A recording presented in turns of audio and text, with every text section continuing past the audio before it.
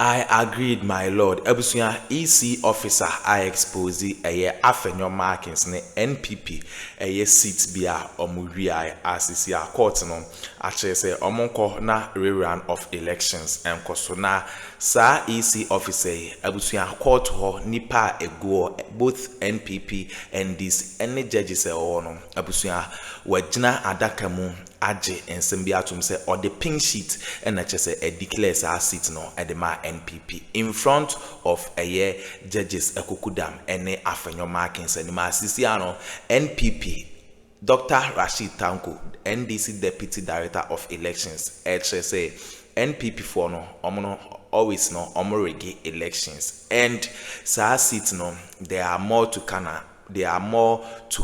omoba beji seat bebre e de every omonsem entino sa seat na court no I declare and I say I order say omonkonkoye rerano abusuya EC official in so I expose NPP amanyoku ewo ho a enye asem keto akra mama yanko yankonkoti ensema ekoso unsubscribe ya subscribe like na share ma afofron so ensa into me enkebi Ghana Politics Avenue. So, and don't forget to click on the notification bell so there any updates be ever dropping once able to me aka medamase. We started with the current year happenings at the Electoral Commission. Enra ewo Tamale High Court now. Oh, nami wo court no. Jenisi wo court wa abase was yes court to aba ewo Ayekpanda in the northern region ewo parliamentary seat ya.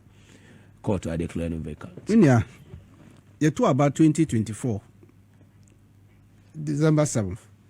Now Ghana nipa no more but to Abama NDC. More to Abama NDC papa.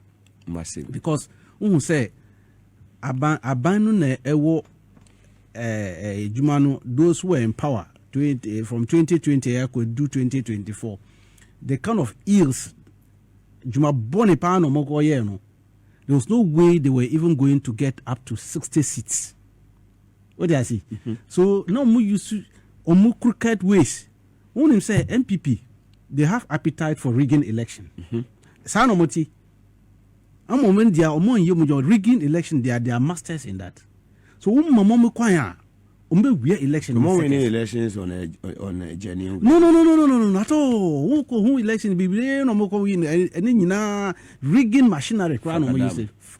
They are just using rigging propaganda strategies to win the election. No more electoral officers. Konye electoral compromise crooked electoral officers. No more about come on. If you try to raise issues, then they use state security. What was that? Kunipa 2020 moko kunipa bebre. Techimansa afede wo amenfi any oko savulugo hono ablekuma center hono moko kunipa. That is their modus operandi. So almost started the same thing. Foul means. Yeah. Then 2024 panda hono eto abano. Ye we are about to no. I say no more presidential election first. After collating presidential results, no more say John Mahama or Dean Kuni or Winnie. Then they got to know that if they are to go through the same process, almost collate presidential, parliamentary NDC be Dean Kuni. 10 years. No more starting, almost nonsense. No more starting, almost ko ye fichi, almost ko sisa pinches. Pinches no more overbribe from polling stations, no. Problem be any, but omoko sisa no more send different ones. No more barbe collate a whole collation center. No. Now you raise your objection. Say I didn't know more and you're proper. And you're proper no more. The right thing must be done. Ya kasa no district officer no any returning officer. No more fine more nema. No more journey. Ejaho. Omo journey ko Tamale. So ye dia na your candidate no money ho. Only our coalition agent na ewo. So you free your candidate say one bra be hwe de na ekoso omo ba na omo ni ho. Obia ni ho. Officers no mo nyina joane ko Tamale. Omo ko tena Tamale. Sat down with NPP. No mo cookie figures. They are masters of that thing. Omo cookie figures. When say you call collation center ye wo krata menu. First krata no ye friend no from 1C. From 1C do and then the collation form. And now on the constituency 152 polling stations. Okay. So ufa pinches ni na presiding officer no. Omo ba ho a. Who now you returning officer. On be fa one by one. Yeah. Be ma na wo chirogum from 1C no. Figures no. Eko drew 152 no. Now for calculator. Now calculate. Say Mugabe 152 ni figure ni Talia na center. and Talia o tali we ni nyina na wo say Mugabe nyesi computer so nyesi now ko fa krata bi so on your friend from 1D and no be chro totals no say Mugabe nyesi computer nyesi rejected ballots say totals na yesi Mugabe has won. So you announce the results on the from 1D and no na free summary sheet no. What Yeah, I'm getting so you way that just say collation officers no omo nyina abegina agents your friend collation agent we are no more signing on be signing from 1C no more so signing from 1D no now on ma agent back now be ma me back to be abenya copy we panda na ni ho. Wow. So how come ena yenya winner no na ehia no. So Mudru Tamaluna, you know them because they thought they were going to win the presidential election. Then they will use the same style no more use 2020. No, kasa no mo kunipa. Then you get silence. Then they go and announce themselves like what happened in 2020. Also, we have 5 seats. Elections, yeah.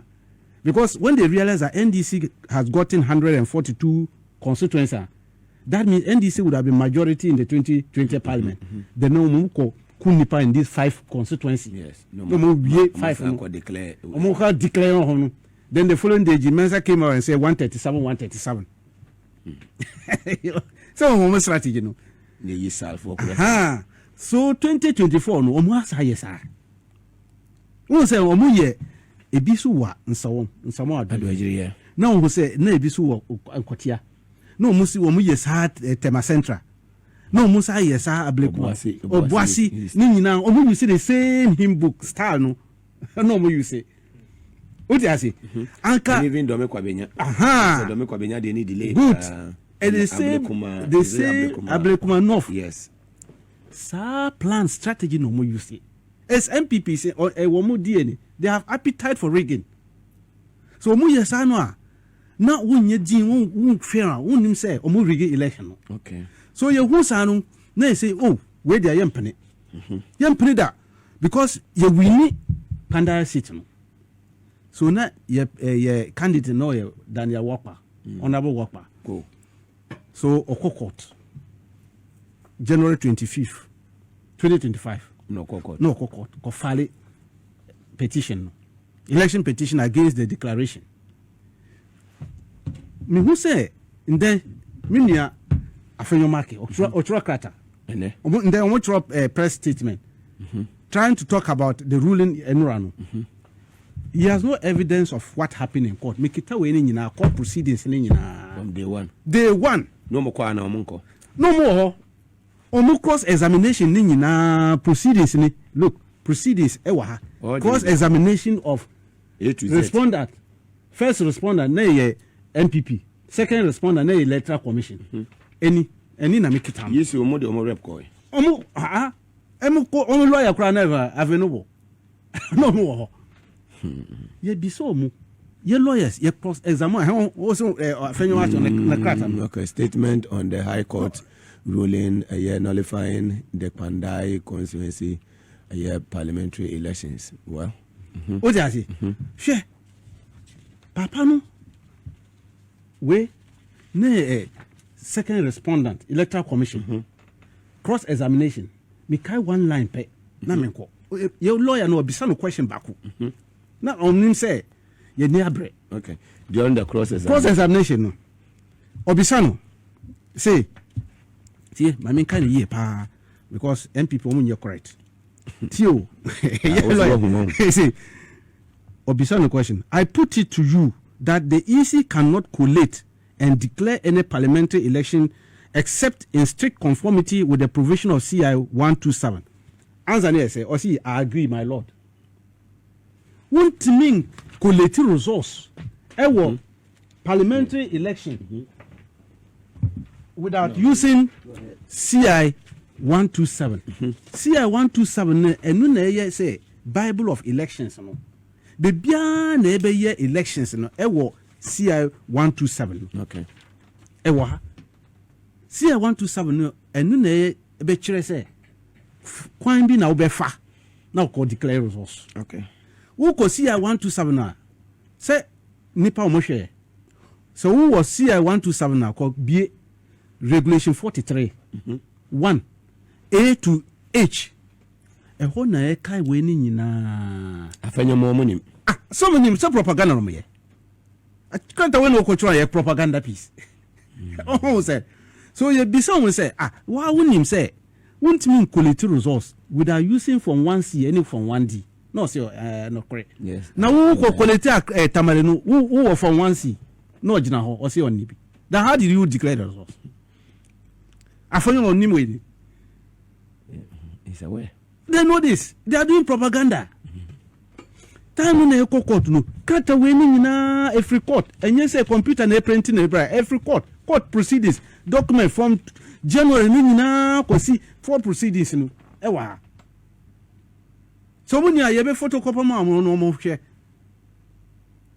je cross examine first respondent na cross examine second respondent no mean say no mo ka say you say you ko file 41 polling stations you see that's another propaganda no mo ka no 41 na exhibit na di ma court no she 41 polling stations we eja na unim say polling station we 500 nipa na beto aba utu aba we are now konye 600 people in a box no wo be pene not possible enu na ehia no 41 areas no nyina all the 41 all ni nyina pasa that was what they bought 41 that was what they started to do and we saw it, they say no where they want me yes sir and I didn't crowd overvoting the Addo.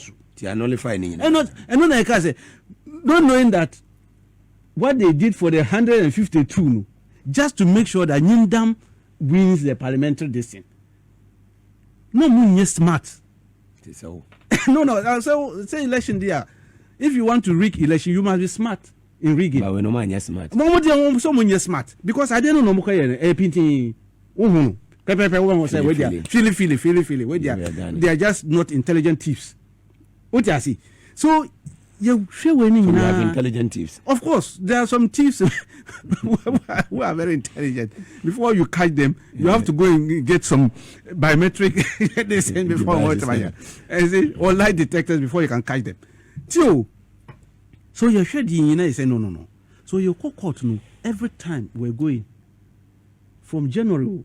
Started January na ekusi enra no and they are doing as if the matter just started some 48 hours because we did it on low profile. We know who NPP are and what they can do. We don't want to make noise at all. The talking about it like the other seat. I'll tell you there are some say after Panda we are going for another one again. Yes. Oh, say I mean I'm a computer. Oh, you be Sapphire. Seats be so about 2 of them. You will be call. It's step by step. One by one. Oh, one by one. Some can't choose you be far ablikman off. Here. Mekaya. You said it. Mekai can can't choose you be call akotia never far. Mofa. Thursday no na Mekai say e bisu you be call next week you call G that one. They thought I was joking. Say ba. I imagine. Nice, Neji. Esaka 2 near the Yatua declare na. Ewa. Wait, let's finish this one. Ewa.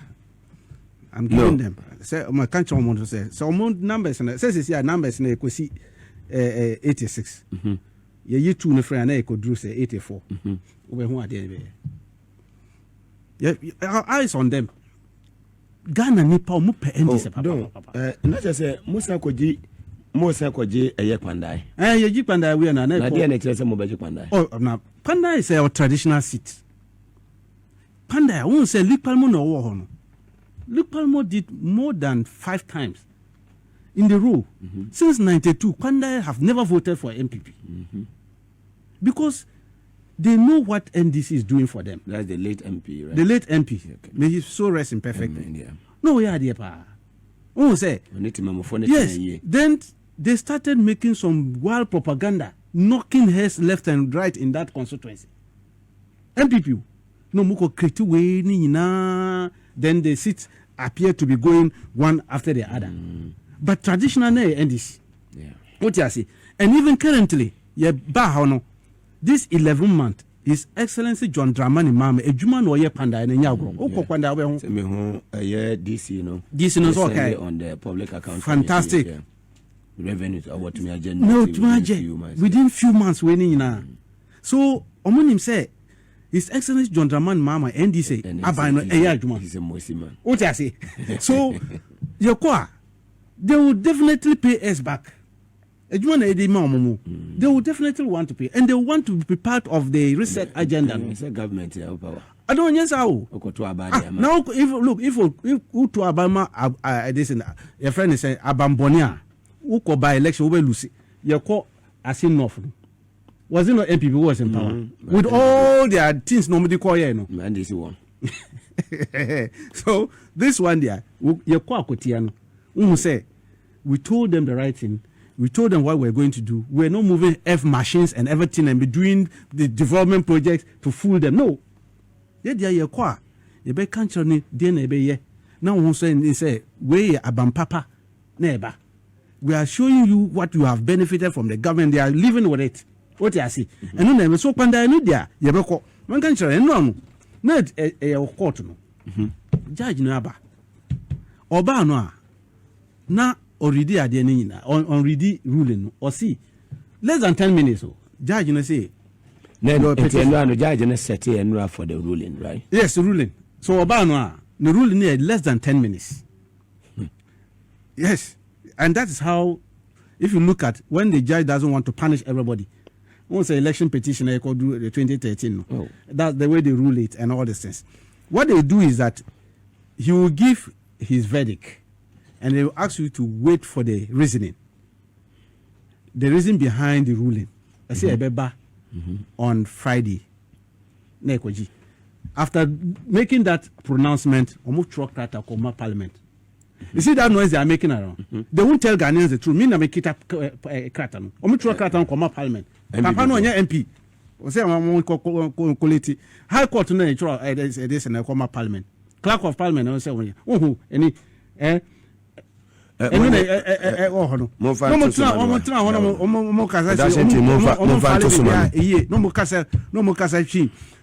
this they are making propaganda all over the place.